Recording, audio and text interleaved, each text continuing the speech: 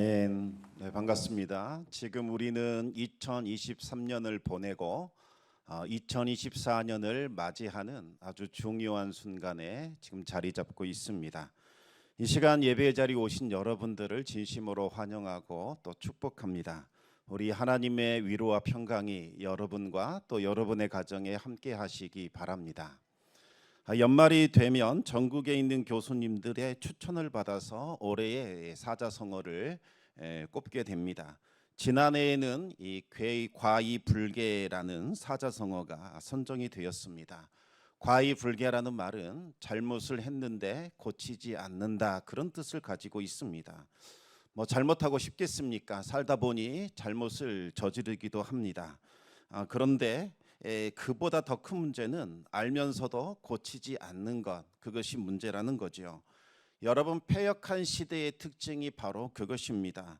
알면서도 죄를 짓습니다. 그리고 죄를 짓고서도 당당합니다. 회개하지 않지요. 도리어 더 큰 소리를 내지릅니다. 그런 의미에서 본다면 과의불개는 정말 이 시대의 영성을 대변하는 것 같아 너무나도 안타깝습니다. 하나님 앞에서 우리의 죄와 허물이 발견된다면 마땅히 우리는 회개하고 하나님께로 돌아와야 하지요. 그래야 하나님이 우리의 죄와 허물을 용서해 주시고 살 길을 열어주십니다. 또 한없는 은혜와 축복을 부어주십니다. 그러나 애굽의 왕 바로와 같이 목을 뻣뻣하게 하고 마음을 완악하게 한다면 멸망의 길에서 벗어날 수 없을 겁니다. 그러면 올해는 좀 사정이 나아졌을까요? 그렇지 않은 것 같습니다. 올해는 오전에 우리 배구현 장로님 기도하신 것처럼 결리망이, 이것이 사자성어로 선정이 되었지요. 결리망이라는 말은 눈앞의 이익을 보고서 의로움을 저버린다라는 뜻입니다. 결리망이보다 더 유명한 사자성어가 결리사의지요. 안중근 의사께서 중국에서 마지막 옥고를 치르며 죽음을 맞이하기 직전에 남긴 유필에 나오는 단어입니다. 눈앞의 이익을 보거든 이것이 과연 의로운 것인가, 바른 것인가, 그것을 반드시 돌아봐야 한다는 뜻입니다. 이익보다 더 중요한 것이 이 옳은 가치, 바른 길, 정말 정의로운 것, 이것이 더 중요한 겁니다. 하지만 안타깝게도 지금은 완전히 반대가 되어버렸습니다. 이익을 위해서라면 의를 버리는 것, 이것이 지금 우리 사회가 되어버린 거지요. 눈앞의 이득을 위해서 정의를 내버리고 중요한 가치들을 완전히 저버렸습니다. 영원한 가치를 지키기 위하여 개인의 이익을 희생시키고 손해보는 것이 건강하고 바람직한 사회이자 공동체일 겁니다. 하지만 이와 같은 모습을 버렸다면 그 공동체는 병들어 있고 아픈 상태라는 것을 우리가 알 수 있습니다. 특히 교회는 영원한 하나님 나라를 위해서 세속적인 향락과 쾌락과 정욕을 멀리해야 합니다. 이제 2023년에서 벗어나 2024년을 향하여 새롭게 출발하려고 합니다. 지난날의 잘못과 허물을 회개하고 바른 길, 의의 길, 생명의 길을 향하여 나아가야 합니다. 잠깐 세상 유혹에 빠져서 향로를 이탈했다면 다시 주님 바라보시면서 방향을 바로 잡으시기 바랍니다. 우리에게 주어진 이 순례의 길 다시 걸으셔야 합니다. 그러면 하나님은 우리에게 약속하신 풍성한 은혜를 베풀어 주실 겁니다. 2024년에는 물된 동산 같은 축복과 마르지 않는 생과 같은 축복이 우리 여러분들께 충만하게 임하기를 바랍니다. 그 마음을 가지고 우리 옆 사람 한번 축복하겠습니다. 물된 동산의 축복이 임하기를 바랍니다. 물된 동산의 축복이 임하기를 바랍니다. 다시 한번 우리 또 축복하겠습니다. 마르지 않는 샘의 축복 넘치기 바랍니다. 마르지 않는 샘의 축복 넘치기 바랍니다. 네, 여러분, 물된 동산의 축복이 무엇일까요? 당연히 말 그대로 식물이 잘 자랄 수 있도록 물이 풍성한 아름다운 동산과 같은 축복을 말하는 겁니다. 이 팔레스타인 지역 가나안 땅은 물이 귀합니다. 그러다 보니 유대인들은 물이 풍성한 곳, 이 물이 풍성한 동산을 모든 것이 풍족한 에덴 동산처럼 여겼습니다. 시리아로 번역된 성경을 보면 물된 동산을 천국으로 번역하고 있습니다. 물된 동산의 축복은 천국의 그 풍성함, 즐거움이 차고 넘치는 것을 뜻하는 거지요. 마르지 않는 샘의 축복도 마찬가지입니다. 샘은 물의 근원을 말하는 겁니다. 가뭄이 되면 온 땅의 물이 마르게 되지요. 물이 마른다는 것은 생명력이 사라졌다, 생명력을 잃어버렸다, 그런 뜻일 겁니다. 그런데 마르지 않는 샘에는 여전히 물이 계속해서 끊임없이 흘러나오기 때문에 정말 주변에 있는 것들이 생명력을 잃지 않고 더욱더 풍성해지는 거지요. 마르지 않는 샘의 축복은 하나님의 은혜가 지속적으로 공급되어서 어떠한 상황 가운데 처할지라도 풍성한 삶을 누리는 복을 말씀하고 있는 겁니다. 성경은 가나안 땅을 가리켜서 젖과 꿀이 흐르는 곳이다, 이렇게 말을 합니다. 문자적으로 한번 생각해 보면 이 젖과 꿀이 흐르는 시내가 가나안 땅 한복판을 통과하는 그와 같은 장면이 떠올리게 됩니다. 그러면 얼마나 좋겠습니까? 배고픈 사람, 목마른 사람은 마치 흐르는 시냇물에서 물을 마시듯이 정말 젖과 꿀이 흐르는 시내에 가서 그곳에서 마음껏 우유도 마시고 마음껏 꿀을 마실 수 있는 그와 같은 장면을 떠올리게 될 겁니다. 하지만 이 젖과 꿀이 흐른다는 말은 문자적으로 이해해서는 안 되고 그것은 하나의 상징인 겁니다. 땅이 너무나 비옥하다 보니 풀이 잘 자라서 목축업이 잘 되고 또 과일이 잘 연글어서 과수원이 잘 된다, 이런 뜻입니다. 얼마나 목축업이 잘 되면 가축의 우유가 젖이 흘러서 온 땅을 시내처럼 적시겠습니까? 또 너무나 많은 풍성한 당도 높은 과일들이 사람이 따지 못해서 땅에 떨어져서 뜨거운 햇빛 아래에 꿀처럼 흘러내려서 그것이 땅을 뒤덮고 있다라는 그 풍성함을 상징하는 단어인 거지요. 그런데 이 가나안 땅, 팔레스타인 지역을 한번 다녀온 분들은 이 말을 듣고 고개를 갸웃거리게 됩니다. 가나안 땅은 생각보다 돌이 정말 많은 돌밭이기 때문입니다. 유대인들에게는 돌에 관한 전설이 내려오고 있습니다. 하나님께서 세상을 창조하신 후에 천사들에게 자갈과 바위를 세계 만방에 뿌려라 라는 명령을 내립니다. 그런데 천사 하나가 돌과 자갈을 가지고 가다가 그냥 한 곳에 쏟아버리게 됩니다. 바로 그곳이 가나안 땅이라고 하는 거지요. 가나안 땅은 이처럼 돌이 많습니다. 그런데 돌만 많은 게 아닙니다. 토양이 석회질입니다. 이 석회질이라는 말은 비가 와도 순식간에 물이 빠져나가기 때문에 그 토양이 물을 머금을 수가 없습니다. 아무리 좋은 저수지를 만든다 할지라도 물을 저장할 수가 없지요. 돌이 많은 돌밭이요, 강우량도 적습니다. 물을 저장할 수도 없습니다. 그러면 가뭄이 들면 식물이 자랄 수 없는 척박한 땅으로 바뀌게 되는 거지요. 젖과 꿀이 흐르는 땅과는 거리가 멀게 되는 겁니다. 그런데 왜 성경은 가나안 땅을 일컬어 젖과 꿀이 흐르는 땅이다, 이렇게 말씀하는 걸까요? 성경은 가나안 땅 그 자체를 축복의 땅이다, 젖과 꿀이 흐르는 땅이라 그렇게 부르지 않습니다. 땅 자체는 척박하고 좋지 않습니다. 그러나 그 땅에 하나님의 은혜가 부어지고 은혜의 소낙비가 내리게 되면 가나안 땅은 즉시 젖과 꿀이 흐르는 땅으로 바뀌게 되는 겁니다. 땅이 중요한 것이 아니라 그 땅에 임하는 하나님의 은혜, 이것이 그 땅을 결정짓는다는 거지요. 하나님의 은혜가 가나안 땅에 임할 것이요, 그 땅은 하나님의 은혜 가운데 젖과 꿀이 흐르는 축복의 땅이 된다는 그와 같은 약속의 말씀인 겁니다. 우리 한번 레위기 26장 3절에서 5절까지 말씀을 같이 한번 읽어보겠습니다. 같이 읽겠습니다. 너희가 내 규례와 계명을 준행하면 내가 너희에게 철따라 비를 주리니 땅은 그 산물을 내고 밭의 나무는 열매를 맺으리라. 너희의 타작은 포도 딸 때까지 미치며 너희의 포도 따는 것은 파종할 때까지 미치리니 너희가 음식을 배불리 먹고 너희의 땅에 안전하게 거주하리라. 아멘. 하나님은 모세에게 어떻게 해야 너희가 들어갈 그 가나안 땅이 젖과 꿀이 흐르는 축복의 땅으로 바뀔 수 있는지 그것에 대해서 말씀하신 겁니다. 하나님의 규례, 하나님의 계명을 지키라는 겁니다. 이것은 마음과 뜻을 다하고 목숨을 다하여 하나님을 사랑하라는 그와 같은 말입니다. 그러면 하나님께서 하늘의 문을 여시고 그 땅에 은혜를 부어 주십니다. 은혜의 단비가 내려서 가나안 땅은 축복의 땅으로 바뀌게 됩니다. 여러분, 가나안 땅에서 농사 짓는 것 사람이 할 일이 별로 없습니다. 제때에 비만 내려주면 만사 오케이입니다. 식물이 잘 자라고 곡식과 열매가 탐스럽게 결실을 맺어 아주 풍성한 소출을 거두게 됩니다. 풀이 자라니 목축업도 잘 될 수밖에 없습니다. 가나안 땅에서는 두 번에 내리는 비가 너무나 중요합니다. 하나는 이른 비라 부르고 하나는 늦은 비라고 부릅니다. 이른 비는 겨울철을 중심으로 이른 비냐 늦은 비냐 이렇게 결정이 되지요. 겨울철에는 우리는 식물이 자라지 않지만 가나안 땅에서는 식물이 자라는 때입니다. 그런데 이 겨울이 오기 전에 10월쯤에 한번 이른 비가 내려줘야 합니다.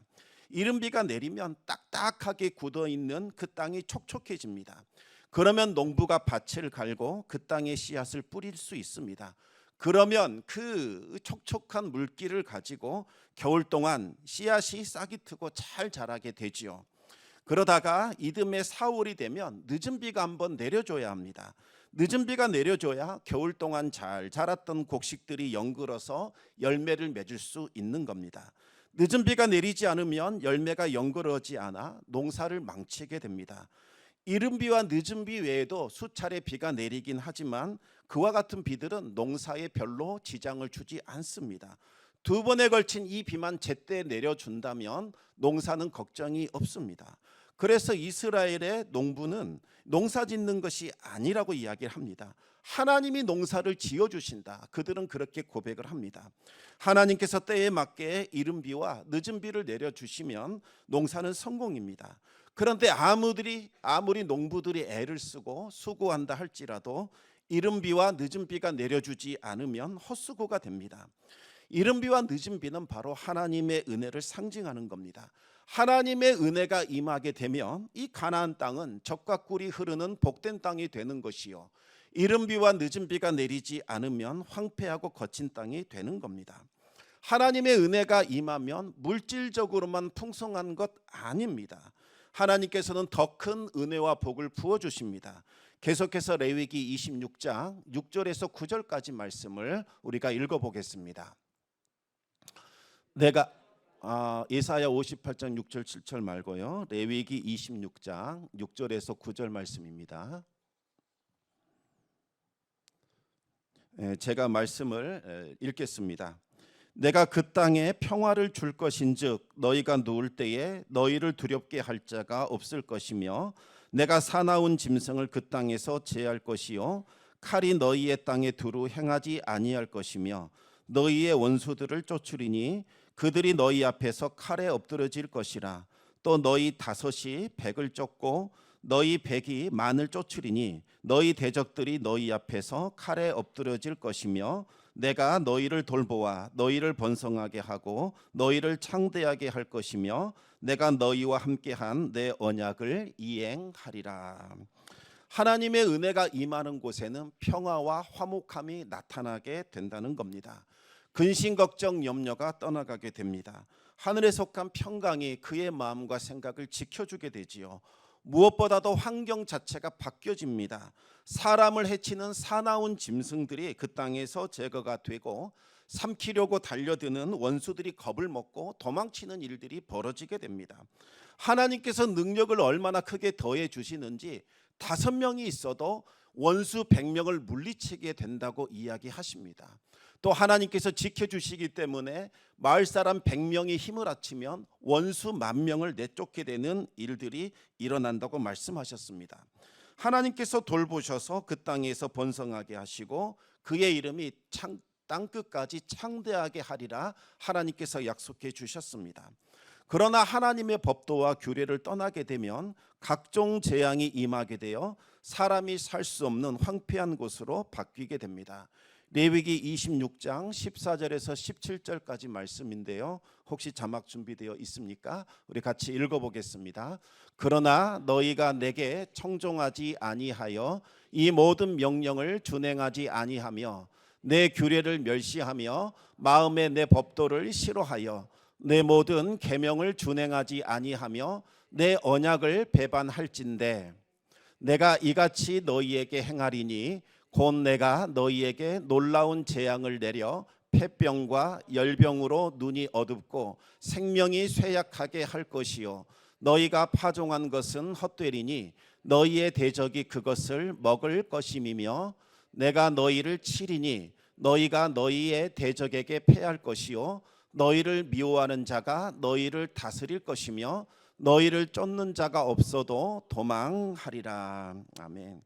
여러분, 하늘 문이 닫히고 은혜가 임하지 않으면 재앙이 나타나게 됩니다. 기근과 가뭄과 병충해와 전염병과 전쟁과 모든 재앙을 경험하게 됩니다. 수고하고 애쓴 모든 것들이 허무하게 사라지게 되고 원수들이 그것을 다 빼앗아가 버립니다. 대적들과 싸울지라도 패배하게 될 것이요 미워하는 자들이 나를 다스리게 됩니다. 쫓는 자가 없어도 도망치는 두려운 인생을 살아가게 된다는 겁니다. 하나님께서 2024년 우리에게 주시는 것은 저주나 재앙이 아닙니다. 풍성한 은혜와 축복입니다.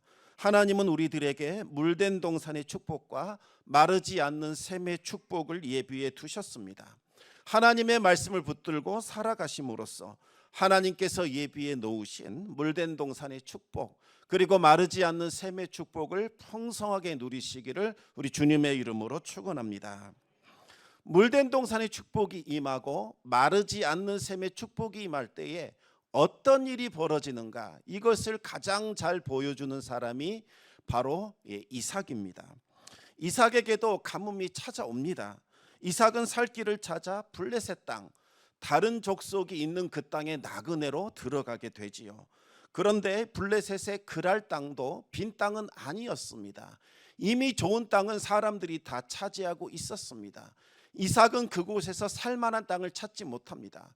그래서 어쩔 수 없이 사람들이 살지 않는 황폐한 땅, 황무지 땅으로 이주하게 됩니다. 그런데 놀라운 일이 벌어지게 되지요. 하나님께서 이삭에게 물된 동산의 축복을 주시고 마르지 않는 샘의 축복을 부어주십니다. 이삭이 샘을 파는 곳마다 이 샘이 솟구쳐 오르는 기가 막힌 일이 일어나게 됩니다. 여러분, 이 시대에 제대로 된 우물 하나만 가지고 있어도 아주 큰 부자라고 그렇게 칭찬을 받았습니다. 우물 하나만 있어도 그것을 중심으로 해서 마을이 형성되었기 때문입니다.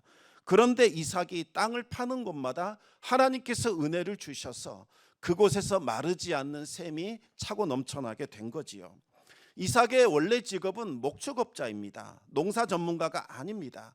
그런데 하나님께서 이삭에게 물된 동산의 축복과 마르지 않는 샘의 축복을 주시자 이삭은 농사를 지어서 100배나 되는 결실을 거두게 됩니다. 이때는 풍년의 때가 아니라 가뭄의 때였습니다. 전문 농사꾼들도 농사를 포기해야 하는 극한의 상황이었습니다. 그런데 떠돌이 목축업자가 들어와서 농사 짓더니 100배의 결실을 거둔 겁니다. 그러면 본업이었던 목축업은 얼마나 잘 되었습니까?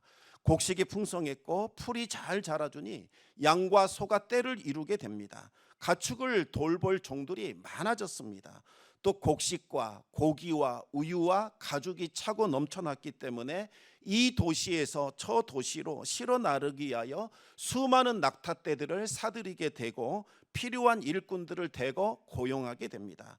이삭은 이럴 생각이 없었는데 하나님께서 그를 창대하게 만들어 주시사 사업이 번창했을 뿐만 아니라 생각지도 못했던 영역으로 계속 사업이 확장되는 그와 같은 일들이 일어나게 됩니다. 결국 이삭은 창대하고 왕성하여 거부가 되지요. 그리고 하나님은 이삭을 강하게 하셔서 대적들보다 더 높은 자로 만들어 주셨습니다. 이삭은 참으로 서러움을 많이 당했습니다. 조금 살만하면 주변에서 내쫓아서 다른 곳으로 옮기는 그와 같은 인생을 살았습니다. 그런데 하나님께서 이삭에게 복을 부어 주시자 이제는 한 나라의 왕이 군대 장관을 거느리고 와서 내가 너를 도저히 함부로 할 수 없는 자라는 것을 깨달았다. 내가 보니 너는 하나님이 너와 함께하는 자 같다. 내가 너를 싸우는 것은 너를 믿는 하나님과 싸우는 것과 마찬가지이니 우리 싸우지 말자. 화친죄악을 맺자. 이제 불가침 죄악을 맺자, 그와 같은 제안을 하게 됩니다. 하나님의 은혜가 차고 넘치게 되자 한 나라의 왕이 두려워하는 그와 같은 존재가 되었다는 거지요. 물된 동산의 축복과 마르지 않는 샘의 복을 받으려면 먼저 해야 할 일이 있습니다. 그것이 무엇일까요? 이사야 58장 6절 7절 말씀을 우리 같이 한번 읽어보겠습니다. 내가 기뻐하는 금식은 흉악의 결박을 풀어주며 멍에의 줄을 끌어주며 압제당하는 자를 자유하게 하며 모든 멍에를 꺾는 것이 아니겠느냐. 또 줄인 자에게 내 양식을 나누어 주며 유리하는 빈민을 집에 들이며 헐벗은 자를 보면 입히며 또 내 권력을 피하여 스스로 숨지 아니하는 것이 아니겠느냐. 아멘. 이사야 선지자는 하나님의 축복을 선언하기 전에 먼저 금식에 대해서 말씀을 하고 있습니다. 왜 갑자기 뜬금없이 금식이 나오는 걸까요? 이 당시 이스라엘은 국가적인 환란을 만났습니다. 우리가 하나님께 기도해야 한다. 하나님께서 기도하시면 우리에게 축복을 주실 것이다. 그렇게 생각을 하면서 나라 전체가 금식을 선포하고 하나님께 기도하고 있었습니다. 유대인들은 경건한 사람들의 기도는 하나님이 들어준다 생각했는데 경건한 사람들은 세 가지를 한다고 생각을 했습니다. 첫 번째가 구제입니다. 두 번째가 기도입니다. 세 번째가 금식입니다. 하나님의 백성들이 음식을 끊고 금식하면서 하나님께 기도하면 하나님이 반드시 그 기도를 들어주실 것이요 응답하실 것이라고 믿었습니다. 하나님 앞에서 내가 뜨거운 열정을 보이면 하나님이 마음을 움직이셔서 그 정성에 응답해 주신다, 그렇게 생각을 했던 겁니다. 그런데 왜 하필 유대인들은 금식, 이것을 그렇게 중요하게 생각했을까요? 그 이유가 바로 성경에 나오지요. 여러분, 성경에서 최초로 금식한 사람 누구인지 아십니까? 모세입니다. 모세가 시내산에 올라가서 하나님께 십계명을 받고 있을 때에 산 밑에서 이스라엘 백성들은 금송아지 우상을 만들어 놓고 난잡하고 가증한 우상 숭배를 하고 있었습니다. 하나님은 진노하셔서 이스라엘을 진멸시키겠다 선포하셨지만 모세가 생명을 걸고 중보기도를 올림으로써 하나님의 진노를 완화시킵니다. 그리고 모세는 다시 시내산으로 올라가서 40일을 금식하며 하나님과 함께하게 됩니다. 하나님은 이스라엘을 용서해 주셨고 다시 십계명을 모세에게 허락해 주십니다. 하나님은 모세의 금식과 기도를 받으시고 생명책에서 이름이 삭제되어 이스라엘 백성들의 이름을 다시 기록해 주신 거지요. 이후로 대속죄일이 되면 이스라엘은 금식하면서 선조들이 저질렀던 우상 숭배의 죄악을 떠올리며 회개하게 된 겁니다. 그런데 시간이 점점 흐르면서 금식에 마치 어떤 신비한 능력과 기적을 일으킬 수 있는 뭔가 특별한 것이 있다고 믿기 시작을 합니다. 금식을 하면 하나님께로부터 뭔가 기도 응답을 얻어낼 수 있는 공로를 쌓는 것이라고 착각을 하게 된 겁니다. 특히 이사야 시대에는 금식을 마치 복을 받아내는 만능키 정도로 생각을 했습니다. 금식을 하면서 막 괴롭게 기도하면 하나님이 관심을 가져준다는 겁니다.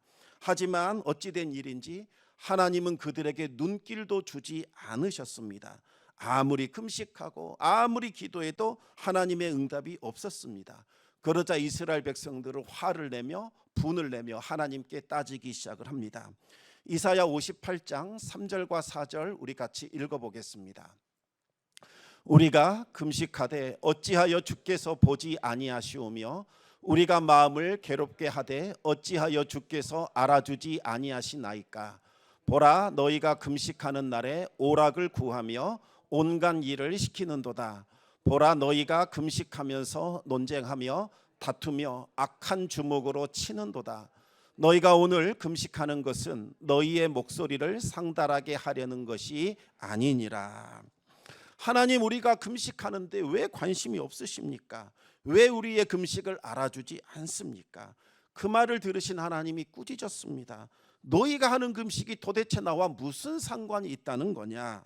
모세가 왜 금식했습니까? 우상 숭배에 빠진 이스라엘 보고서 충격을 받았기 때문입니다. 너무나 괴롭고 너무나 고통스러워서 음식을 먹지 못했습니다. 이대로 가면 이스라엘은 진멸하게 될 겁니다. 모세의 마음은 오직 하나님의 자비, 하나님의 국률에 있었던 겁니다. 금식은 하나님과의 관계가 끊어진 것을 애도하는 겁니다. 슬퍼하는 거지요. 괴로움을 느끼는 겁니다. 자신의 죄를 인정하고 회개하여 하나님께로 돌아오는 것, 이것이 바로 금식의 본질입니다. 그런데 이스라엘은 금식의 목적을 외면했습니다. 단순히 내가 원하는 것, 육신의 복을 얻어내는 수단처럼 생각한 겁니다. 내가 다른 사람들보다 얼마나 경건한지 그것을 드러내고 자랑하는 수단이 되었던 거지요. 그러면서 그들은 금식한 날에 오락을 즐기기 시작합니다. 금식하니까 이 정도는 괜찮지 뭐, 그렇게 생각을 했던 겁니다. 그런데 오락을 즐겼다는 말은 단순히 즐거움을 누렸다는 뜻이 아닙니다. 쾌락과 유흥과 음행을 즐겼다는 뜻입니다. 금식하면 다른 어떤 것을 해도 다 상관이 없다, 하나님 봐줄 것이다 생각을 했던 겁니다. 또 주인들은 금식이 되는 날이 되면 다른 때보다 종들을 더욱더 혹독하게 몰아붙였습니다. 주인은 금식해야 하기 때문에 일할 수 없으니 손해보지 않기 위하여 이 종들을 가혹하게 다룬 겁니다. 또 사람들은 금식하면서 다른 사람과 큰 소리를 지르며 서로 싸우는 일도 있었습니다. 심지어 주먹 다짐까지 하는 일이 벌어졌다는 겁니다. 여러분, 이게 무슨 금식입니까? 이런 금식에 어찌 하나님이 관심을 갖는다는 말입니까? 하나님께서 기뻐하시는 금식은 무엇입니까? 하나님이 기뻐하시는 금식은 흉악의 결박을 풀어주며 멍에의 줄을 끌어주며 압제당하는 자를 자유하게 하며 모든 멍에를 꺾는 것입니다. 줄인 자를 보면 양식을 나누어 주고, 유리하는 사람들을 집에 들이주고, 헐벗은 자를 보면 옷을 입혀주고, 고력을 피하지 않고 숨지 않는 것, 이것이야말로 진정한 금식이라는 겁니다. 하나님은 금식 그 자체를 기뻐하는 것이 아니지요. 금식을 통하여 우리의 심령이 깨어지기를 원하고 우리의 심령이 애통하기를 원하는 겁니다. 죄악된 길에서 벗어나 하나님께로 돌아오기를 원하는 겁니다. 금식의 목적은 회개에 있습니다. 경건을 다시 회복시키는 겁니다. 흉악의 결박을 풀어주고 명예의 줄을 끌어주고 압제당하는 자를 자유하게 하고 멍에를 꺾어주는 일들이 반드시 수반되어야 한다는 겁니다. 형식적인 종교생활로 하나님의 눈을 가리겠다, 하나님을 속이겠다, 어리석은 일입니다. 복음에 합당한 삶을 살지 않으면 하나님께서는 그 어떤 것도 인정해 주지 않습니다. 하나님을 기쁘시게 하는 것은 형식적인 금식이 아닙니다. 우리의 삶 가운데 나타나는 성령의 열매라는 거지요. 성령 안에서 경건한 삶을 살아갈 때에, 성령의 열매가 맺힐 때에 하나님은 그 사람에게 관심을 가지고 한없는 은혜와 복을 부어주십니다. 우리 함께 이사야 58장 8절과 9절 말씀을 읽어보겠습니다. 그리하면 내 빛이 새벽같이 비칠 것이며 내 치유가 급속할 것이며 내 공의가 내 앞에 행하고 여호와의 영광이 내 뒤에 호위하리니 내가 부를 때에는 나 여호와가 응답하겠고 내가 부르짖을 때에는 내가 여기 있다 하리라. 만일 내가 너희 중에서 멍에와 손가락질과 헝한한 말을 제하여 버리고, 하나님께서 약속하십니다. 이와 같은 금식, 하나님 앞에서 회개한다면 네 가지를 약속합니다. 첫 번째는 새벽빛처럼 내리는 은혜가 나타난다는 거지요. 여러분, 캄캄한 밤 태양이 떠오르면 어두웠던 세상은 금방 바뀌게 됩니다. 마찬가지입니다. 하나님께서 어두웠던 우리의 인생을 찬란하게 바꿔주신다고 말씀하십니다. 네가 형식적인 종교생활 청산하고 진심으로 하나님을 섬기고 하나님께 돌아오라. 그리하면 어두웠던 내 인생에 갑자기 해가 비칠 것이요 찬란한 아름다운 영광이 나타날 것이다. 하나님께서 주시는 첫 번째 약속입니다. 두 번째는 급속한 치유가 일어나게 됩니다. 오랫동안 고통받았던 정신적인 상처, 육체적인 상처가 신속하게 치료를 받게 되어 이제는 붕대를 풀어버리고 활력과 기쁨이 넘치는 삶을 살게 된다는 겁니다. 세 번째는 하나님의 의가 앞에서 행하고 하나님의 영광이 뒤에서 호위하게 됩니다. 하나님의 말씀이 우리를 복된 길, 아름다운 길로 인도해 주시고 하나님의 영광이 우리를 뒤에서 지켜줍니다. 마치 애굽의 바로의 군대가 추격해 왔을 때에 하나님께서 그의 군대를 멸하듯이 모든 사탄의 세력과 그들의 권세를 멸할 겁니다. 네 번째는 하나님의 응답이 나타나게 됩니다. 우리가 하나님의 이름을 부를 때에 하나님께서 내가 여기 있다, 염려하지 마라, 근심하지 마라. 내가 너와 동행한다. 나의 강하고 의로운 손이 너를 붙들고 있으니 너는 염려하지 말라. 즉각적인 하나님의 말씀이 들려온다는 겁니다. 하나님의 임재를 경험하게 되고 하나님께서 응답하시는 기도의 역사가 나타나게 될 것이라고 약속하고 있습니다. 여러분, 왜 기도가 허망해집니까? 왜 많이 기도해도 응답이 없을까요? 헛된 경건에 빠져 있기 때문입니다. 여러분, 하나님 속이려고 하면 안 됩니다. 형식적인 신앙에서 벗어나 마음과 뜻과 생명을 다해 하나님 사랑하고 하나님 앞에서 경건한 삶을 살아가시기 바랍니다. 마음을 찢고 애통하며 하나님께로 돌아오면 하나님은 반드시 은혜를 베풀어 주십니다. 우리 마지막으로 이사야 58장 10절에서 12절까지 말씀을 같이 읽겠습니다. 줄인 자에게 내 심정이 동하며 괴로운 자에게 심정을 만족하게 하면 내 빛이 흑암 중에서 떠올라 내 어둠이 낮과 같이 될 것이며 여호와가 너를 항상 인도하여 메마른 곳에서도 내 영혼을 만족하게 하며 내 뼈를 견고하게 하리니 너는 물된 동산 같겠고 물이 끊어지지 아니하는 샘 같을 것이라. 내게서 날짜들이 오래 황폐된 곳들을 다시 세울 것이며 너는 역대에 파괴된 기초를 쌓으리니 너를 일컬어 무너진 데를 보수하는 자라 할 것이며 길을 수축하여 거할 곳이 되게 하는 자라 하리라. 아멘. 여러분, 궁핍한 자를 도우시고 마음이 아프고 상한 자를 한번 위로해 보시기 바랍니다. 흑암과 절망 가운데 있는 사람들에게 한번 위로와 소망의 빛을 비춰주시기 바랍니다. 그러면 하나님께서 천배 만배로 갚아 주십니다. 우리가 흑암과 절망에 빠져 있을 때에 하나님께서 밝은 빛을 비춰주셔서 우리의 모든 어둠을 몰아내 주실 겁니다. 하나님께서 우리의 뼈와 우리의 영혼을 강건하게 하시고 우리의 마음에 하늘의 위로와 평강을 내려주실 겁니다. 하나님께서 우리의 인생을 물된 동산과 같고 마르지 않는 샘처럼 풍성하게 채워주실 겁니다. 또 우리 자녀들과 후손들을 복되게 하셔서 이들이 무너진 곳을 다시 일으켜 세우고 파괴된 것을 아름답게 고치며 생명과 번영으로 나아가는 길을 만드는 그와 같은 자들이 되게 하실 겁니다. 성도 여러분, 이제는 형식적인 신앙생활에서 벗어나야 할 때입니다. 묵은 땅처럼 굳어져 버린 심령을 다시 갈아엎으시고 한번 새롭게 시작해 보시기 바랍니다.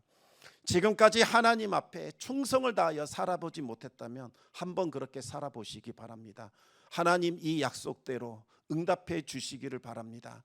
하나님 말씀대로 순종해 보겠습니다. 2024년에는 물된 동산과 같고 마르지 않는 샘과 같은 축복이 나타나게 해주시고 하나님께서 오늘 약속하신 이 모든 복들이 풍성하게 우리의 삶에 넘치는 기적을 보게 하여 주시옵소서. 그와 같은 마음으로 이제 한 해를 보내고 새로운 한 해를 맞이하시기 바랍니다. 새해에는 하나님을 기대하면서 하나님과 동행하는 성도 되시기를 우리 주님의 이름으로 축원합니다. 기도하겠습니다.